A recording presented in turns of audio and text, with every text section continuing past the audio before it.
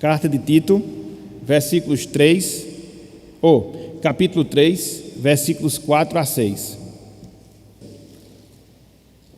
Diz o seguinte a palavra do Senhor: Quando, porém, se manifestou a benignidade de Deus, nosso Salvador, e o seu amor para com todos, não por obras de justiça praticadas por nós, mas, segundo sua misericórdia, ele nos salvou mediante o lavar regenerador e renovador do Espírito Santo, que ele derramou sobre nós ricamente por meio de Jesus Cristo, nosso Salvador. Só para completar, a fim de que, justificados por graça, nos tornemos seus herdeiros, segundo a esperança da vida eterna. Até aqui, até o versículo 7, que o Senhor nos abençoe e que Ele aplique em nossos corações a sua santa e bendita palavra. Amém. O nosso estudo na manhã de hoje é justamente sobre a regeneração ou o novo nascimento. Em termos de definição, nós podemos definir a regeneração nos seguintes termos. Eu vou aqui abrir aspas para um determinado autor sagrado. Então, definindo a regeneração, esse autor ele diz o seguinte: a regeneração é a obra do Espírito Santo, pela qual ele, o Espírito Santo, inicialmente traz as pessoas à viva comunhão com Cristo. O Espírito Santo transforma seus corações para que aqueles que estão espiritualmente mortos se tornem espiritualmente vivos, habilitados a se arrependerem do pecado, a crer no Evangelho e a se virem ao Senhor. Por quê, irmãos? Por quê, amigos? A regeneração ela é tão fundamental em todo o processo de salvação. Isso é uma indagação válida. Isso é um questionamento interessante que nós devemos fazer a nós mesmos, e na medida que nós consideramos sobre essa pergunta, a gente já tem a nossa mente despertada para esse tema. Por que a regeneração ela é tão importante no processo de salvação? Porque nós, antes de experimentarmos a salvação em si, nós devemos obrigatoriamente ser regenerados. Por que que existe essa carência no ser humano? Porque nós carecemos passar pela experiência do novo nascimento. Por que nós precisamos nascer de Deus e assim experimentar a salvação? Simples, meus irmãos. Simples, meus amigos. Por causa da condição espiritual na qual todos os homens se encontram devido à queda, devido ao pecado. De certa forma, a gente já tratou isso nos pontos anteriores, na verdade, nos estudos anteriores, mas, via de regra, a gente vai estar tocando nesse ponto para que ele possa ser realçado e assim nós possamos entender de maneira cada vez mais clara essa carência que nós temos. Em especial, a carência da regeneração, a carência do novo nascimento. Por que ela é necessária? Por causa da nossa condição espiritual. Por que ela é necessária? Porque hoje nós experimentamos os resultados da queda do pecado que Adão cometeu lá no Éden, conforme o registro de Gênesis capítulo 3. E em estudos anteriores que nós tivemos, nós observamos que a queda de Adão trouxe consigo pelo menos 3 tipos de morte: a morte física, a morte eterna e também a morte espiritual. Então, essa é a nossa condição. Essa é a nossa situação diante de Deus. Nós estamos mortos. Nós estamos mortos no sentido espiritual. Nós estamos alienados de Deus. Nós estamos separados pelo Senhor ou do Senhor em decorrência da queda do pecado de Adão. E é interessante, meus irmãos, é interessante, meus amigos, que o apóstolo Paulo, lá na carta aos Efésios, que foi o texto introdutório que nós lemos, em especial dos versículos 1 até o versículo 3, ele traça de maneira bem resumida essa situação e mostra que por causa dela nós precisamos ser regenerados. Nós precisamos nascer de novo para que assim e somente assim a salvação torne-se uma realidade nas nossas vidas. Então, voltem, por favor, para a carta aos Efésios, capítulo 2. Vamos reler os versículos 1 até o versículo 3.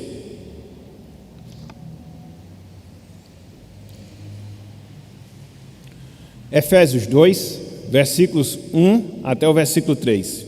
Alguém já disse, e é uma verdade, que você não vai compreender o valor e a necessidade da regeneração sem que antes você entenda o seu estado de depravação espiritual. Então, a depender da visão que a gente tem do pecado, a depender da visão que a gente tem dos desdobramentos do pecado, a gente vai perceber ou não a necessidade de regeneração. Então, se você tiver uma visão limitada, se você tiver uma visão defeituosa do que é o pecado e as suas consequências, automaticamente você não vai achar tão necessário ser regenerado. Automaticamente você vai perceber que existe uma capacidade inerente, ou seja, em você mesmo, para que a partir de você possa experimentar a salvação. Então, tudo depende da compreensão que nós tivermos acerca da doutrina do pecado. Nós não entendemos corretamente a doutrina da salvação sem que nós entendamos inicialmente o que foi o pecado e os seus desdobramentos. Então, o apóstolo Paulo, de certa forma, irá fazer uma síntese aqui dessa situação. Olhem só, Efésios 2, versículos 1 até o versículo 3. Acompanhe, por favor, conosco a leitura dessa passagem.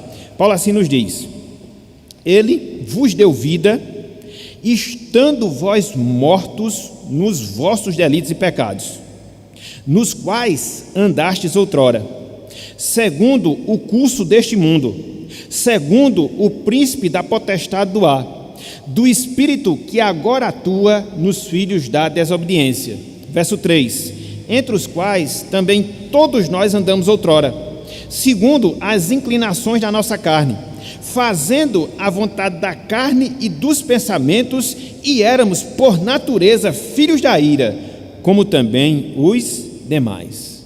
O que é que nós temos aqui, meus irmãos? O que é que nós temos aqui, meus amigos?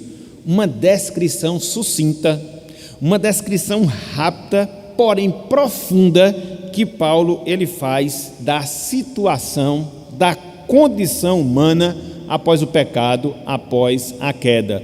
Uma descrição sucinta, rápida, porém profunda da situação do homem, da situação humana após o pecado. E nesse trecho aqui do versículo 1 até o versículo 3, a gente observa pelo menos duas coisas que são destacadas aqui pelo apóstolo Paulo.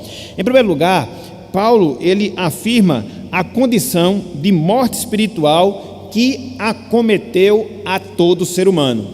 Paulo, ele afirma a condição de morte espiritual que atingiu, que acometeu a todo ser humano ou a toda a raça humana.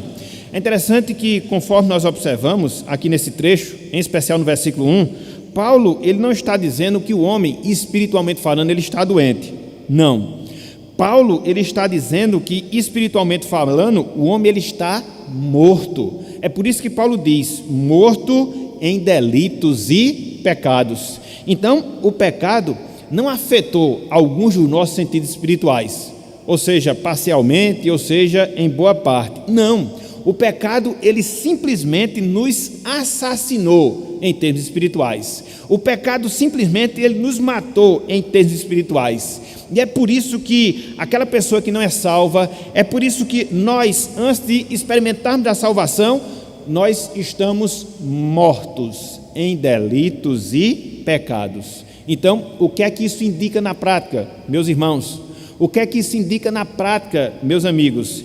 Que a corrupção natural do ser humano, ela nasce devido à servidão que ele tem do pecado e passa toda a sua vida nessa condição.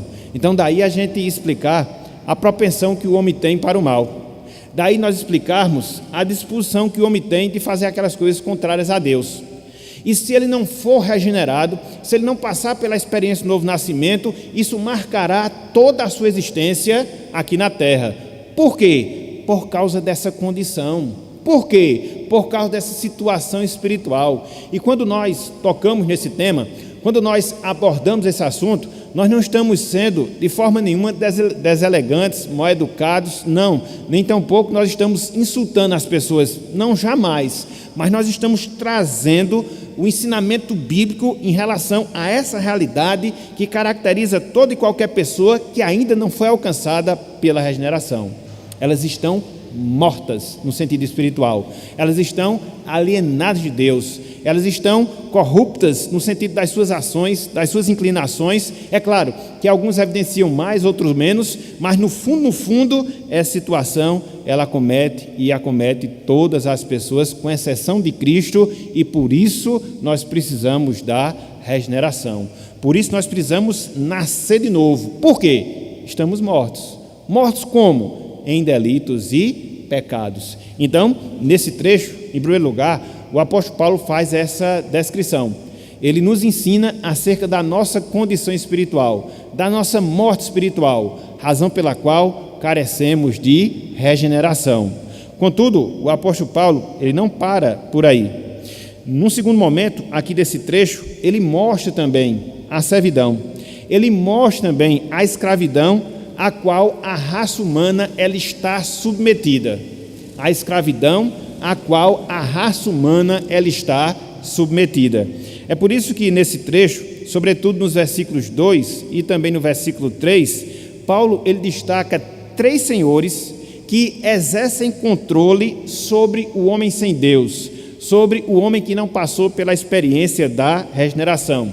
E quais são esses 3 senhores? Quais são esses 3 dominadores que exercem a sua influência sobre a vida daquelas pessoas que estão em pecado e por isso elas carecem da regeneração? Em primeiro lugar, Paulo fala do primeiro senhor, ou do primeiro dono do homem sem Deus, que é o mundo. Veja que no versículo 2, ele fala no curso deste mundo. Então, o mundo exerce o domínio na vida daquelas pessoas que não experimentaram ainda da regeneração. O segundo senhor, o diabo. Também no versículo 2, Paulo fala do príncipe da potestade do ar que está sujeitando aquelas pessoas que estão sem Deus hoje. E também no versículo 3, o apóstolo Paulo ele fala de um terceiro senhor que é o quê? A carne. Por isso ele diz as inclinações da carne, mostrando a influência que a nossa carne ela exerce sobre as nossas vidas, nos escravizando. Então veja, meus irmãos, veja, meus amigos, isso não é algo ofensivo, mas é apenas descritivo da situação humana. Veja que não só estamos mortos nos nossos delitos e pecados, mas nós estamos sendo assenhorados, dominados por esses 3 senhores: o mundo, o diabo e a nossa própria carne. E por isso, nessas condições, nós precisamos de regeneração, por isso, nessas condições, nós precisamos nascer de novo. Se não bastasse a nossa própria situação, nós estamos sob esse domínio e por isso nós temos, emergencialmente, e por isso nós temos, fundamentalmente, a necessidade de passarmos pela experiência da regeneração. Então, num quadro como esse, em que uma pessoa está morta em delitos e pecados, num quadro como esse, em que ela está sujeita ao mundo, sujeita ao diabo, sujeita à sua própria carne, como é que uma pessoa dessa, por si mesma, ela pode se voltar para Deus? Como é que uma pessoa numa situação como essa, ela pode dela mesma se voltar para o Senhor? É impossível, meus irmãos, é impossível.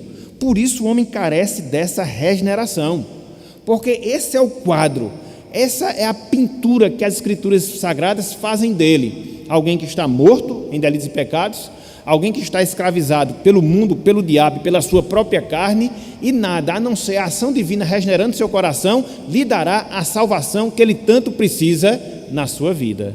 E aí, quando você observa, e quando você vê as Escrituras como um todo, você vai encontrar mais e mais confirmações nesse sentido.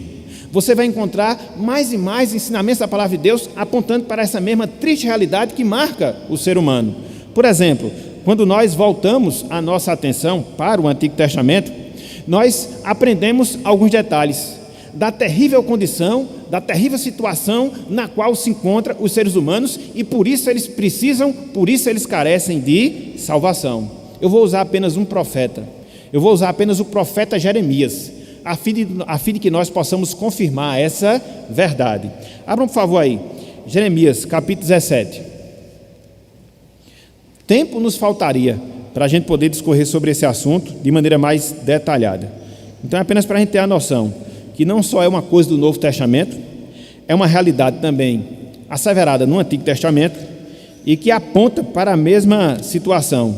Precisamos de regeneração, porque nós, por nós mesmos, somos incapazes de obtê-la e de alcançá-la. Veja como a Bíblia descreve o coração humano. Veja a descrição que a Bíblia faz do ser humano.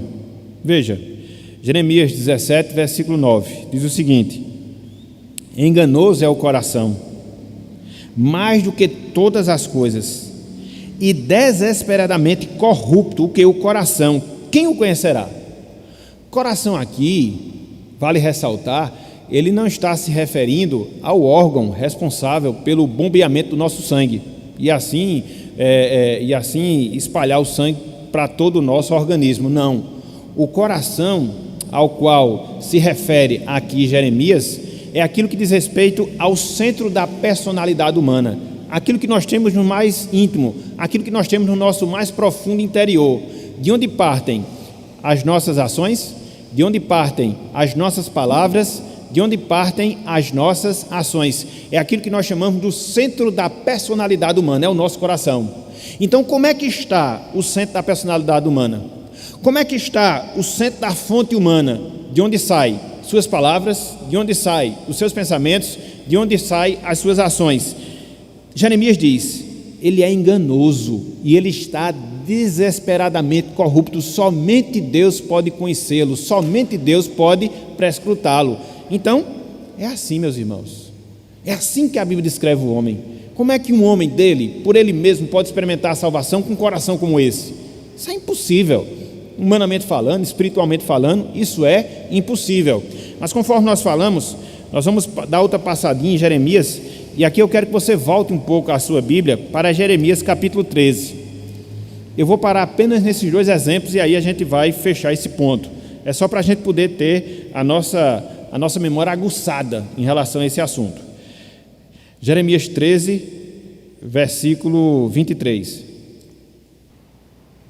Olhem só o que nos diz aqui o profeta. Pode, acaso, o etíope, ou seja, o africano, mudar a sua pele, ou o leopardo as suas manchas? Então, poderias fazer o bem, estando acostumados a fazer o mal? Aqui é interessante que o profeta ele faz uma pergunta de retórica, né? Aquela pergunta que você já sabe imediatamente a resposta. E aí ele traz pelo menos duas ilustrações, uma do campo humano e o outro do campo da natureza. Do campo humano, pode uma pessoa que nasce na África, que ela tem a sua tonalidade escura da pele, ela pode por si mesma ficar branca? É impossível, meus irmãos, isso é impossível, porque está na sua natureza, ela já nasce assim, está no seu DNA. Da mesma forma, pegando o exemplo da natureza, pode um leopardo mudar as manchas com as quais ele já nasce? Não, por quê? Porque faz parte da natureza. E aí, uma vez que você compreende essas duas coisas, o profeta ele conclui, então vocês podem fazer o bem estando acostumados a fazer o mal? Também não. Da mesma forma que o negro não pode ficar branco por ele mesmo, da mesma forma que um leopardo não pode nascer sem manchas, nós não podemos fazer nada espiritualmente bom, uma vez que nós já estamos acostumados a sempre fazer o mal. E aqui eu faço uma observação. Às vezes tem determinadas pessoas que externam mais o pecado do seu coração, com toda certeza. Às vezes ela dispõe de mais meios para isso. Agora, o grande fato que é ensinado nas Escrituras Sagradas é que todo homem nasce nessa condição. E por causa disso ele é carente da regeneração, porque somente através dela ele pode experimentar a salvação. Então, a carência, meus irmãos, a carência, meus amigos, do homem, de ser regenerado por Deus, é um ensino que nós encontramos na Bíblia Sagrada, é um ensino que nós encontramos nas Escrituras Sagradas. Um homem de Deus no passado, mostrando essa carência que o homem tem, ele falou o seguinte, abro aspas para esse homem: a menos que Deus dê vida, os pecadores nunca podem verdadeiramente crer. Simplesmente não temos condições requeridas para isso. Eu vou repetir: a menos que Deus dê vida, os pecadores nunca podem verdadeiramente crer. Simplesmente não temos as condições requeridas para isso. Então, fica difícil. Você chegar para uma pessoa que não foi salva e dizer creia, creia, creia, ela não tem essa capacidade dela mesma. E o que é que vai ser necessário? Ela ser regenerada. E a gente vai ver isso lá na frente, como vai ser desdobrado. Então, por que essa carência? Por que essa incapacidade? Justamente por causa do pecado. E repito, aqui não é nada ofensivo, mas é apenas exortativo, de maneira que vem esclarecer aquilo que a palavra de Deus ela nos ensina. Então, por que o ser humano sem Deus, por que o ser humano não salvo, ele precisa ser regenerado? Por causa da sua condição espiritual decorrente da queda. Ele está morto nas suas transgressões, ele está sujeito à sua carne, sujeito ao mundo, sujeito ao diabo, é uma coisa essencial, está na sua própria natureza e por isso ele precisa de algo fora dele para que a salvação seja uma realidade na sua vida. Então, este era o primeiro ponto que nós queríamos considerar na manhã de hoje, a necessidade da regeneração, a necessidade da regeneração. Mas não só isso. Em segundo lugar, eu queria trabalhar com os irmãos um outro ponto, ou seja, a natureza da regeneração. A natureza da regeneração. A regeneração, meus irmãos, meus amigos, ela consiste, conforme nós vimos na definição, na parte introdutória desse estudo, a regeneração, ela consiste no ato soberano de Deus em conceder vida espiritual ao homem. Então, se nós pudéssemos resumir uma definição bem direta do que seja regeneração, nós poderíamos defini-la nesses termos. Nós poderíamos defini-la através desse conceito. Regeneração consiste no ato soberano de Deus em conceder vida espiritual ao homem. Esse processo da regeneração, ele ocorre de maneira instantânea. Esse processo da regeneração, ele acontece de maneira sobrenatural. Esse processo da regeneração, ele ocorre no subconsciente do ser humano, naquilo que está abaixo dos nossos pensamentos, naquilo que está abaixo da nossa consciência, da nossa razão. Então, são características aqui interessantes, que nos ajudam a entender, a compreender de maneira mais detalhada o que é a regeneração. É um ato que acontece de maneira instantânea. Ninguém vai se regenerando aos poucos, como que fosse um processo, e aí ele chegasse ao ápice num dado momento da sua vida. Não, a regeneração ela é instantânea, ela é sobrenatural. Por quê? Você não vê, porque você não consegue tocá-la, porque você não consegue enxergá-la, mas você vai sentir na sua vida. É algo que acontece dentro do interior do ser humano, e ela acontece também no nosso subconsciente, ou seja, por trás da nossa razão, que também a gente não enxerga, mas a gente vai experimentar os efeitos dela. Então, se a gente pudesse trabalhar num sentido mais específico, a gente poderia dizer que a regeneração, no seu processo em si, na sua natureza, na sua essência, ela vai acontecer, ela vai ocorrer em duas frentes.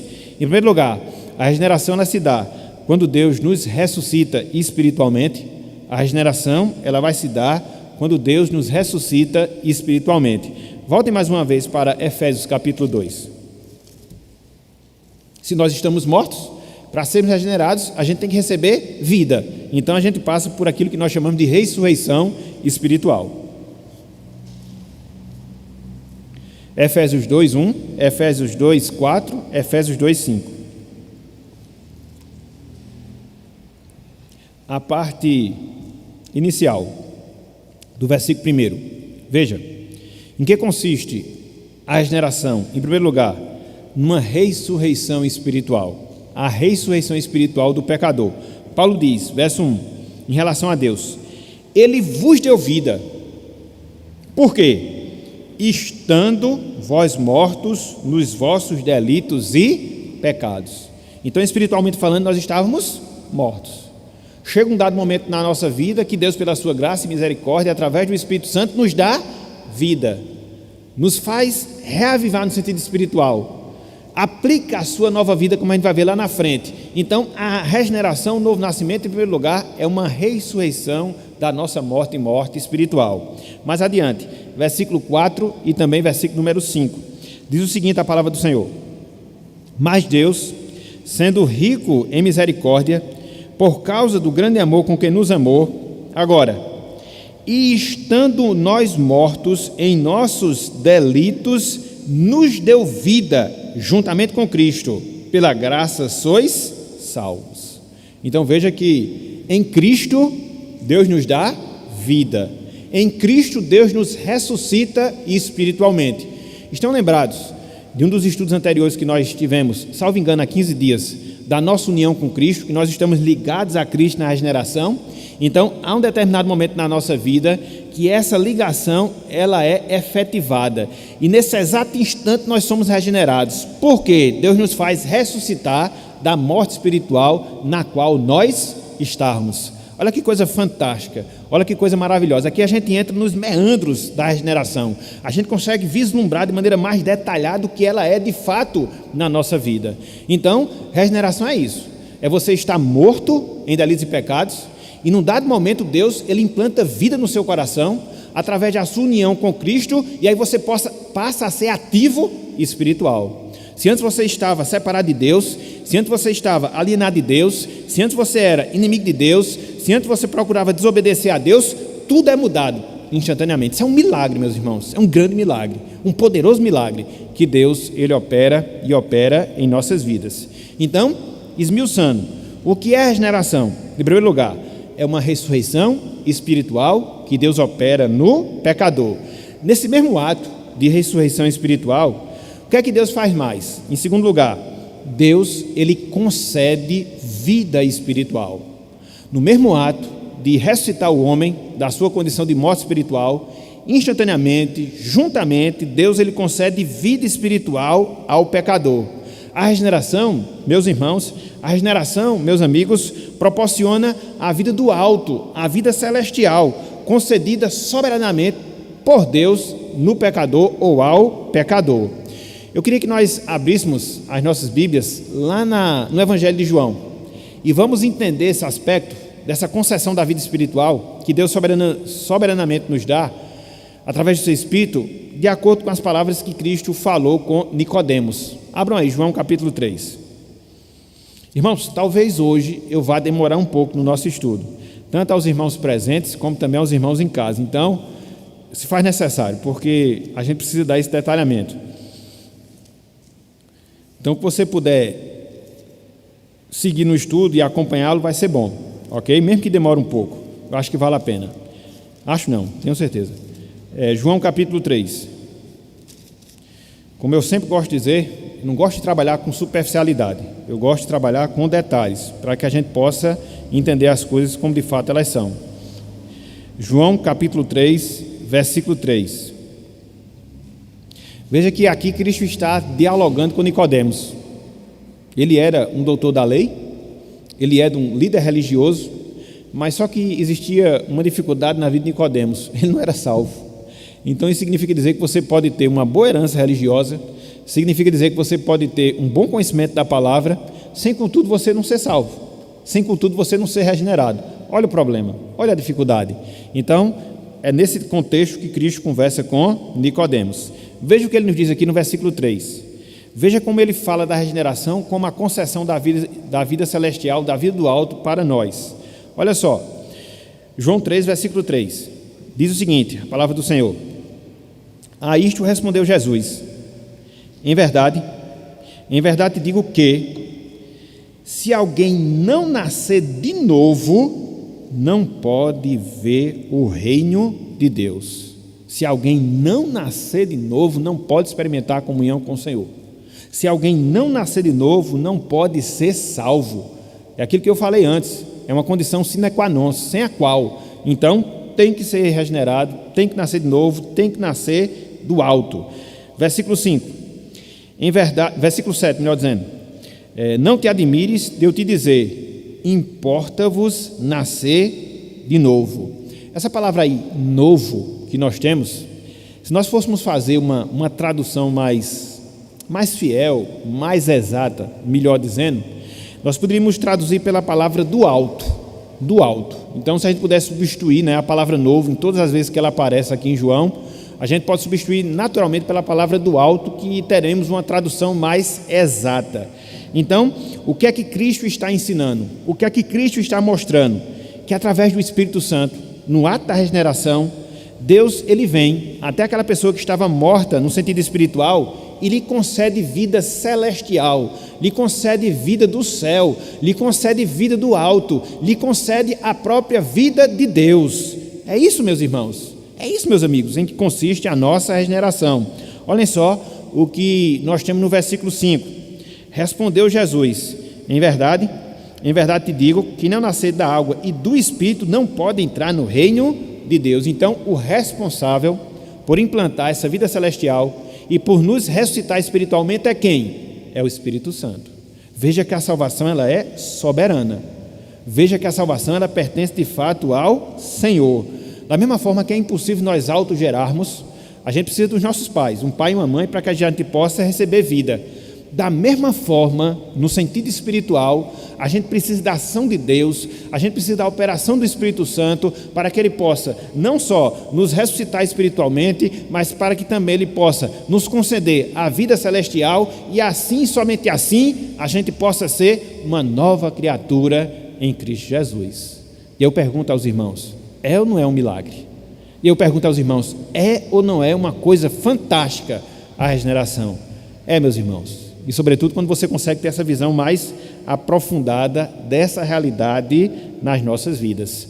Nós podemos ilustrar essa ação regeneradora de Deus, esse processo regenerador de Deus, com um dos milagres que Jesus Cristo ele operou ao longo de seu ministério aqui na terra.